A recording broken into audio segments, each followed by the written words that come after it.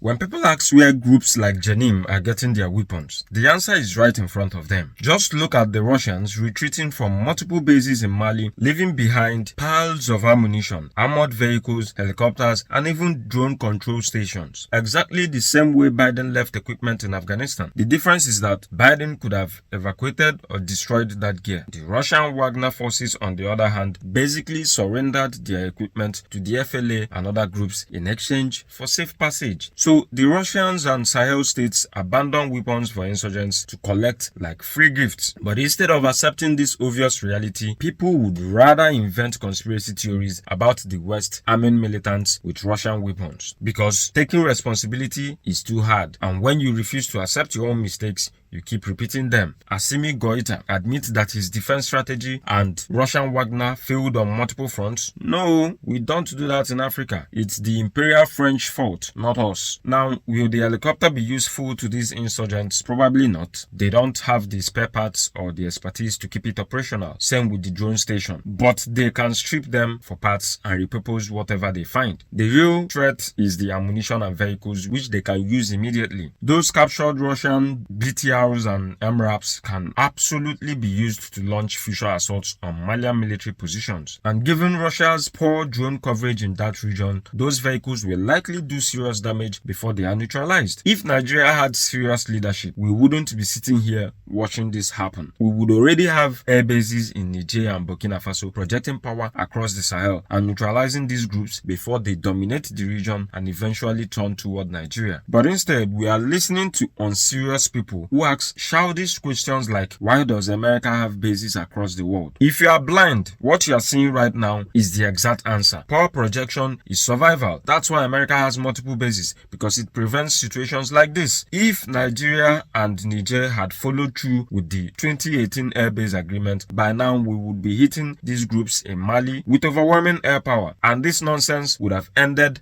before it started. But we are a continent filled with incompetence, and whenever our defense strategy fails, there's always the option of blaming the white man. Think sharper.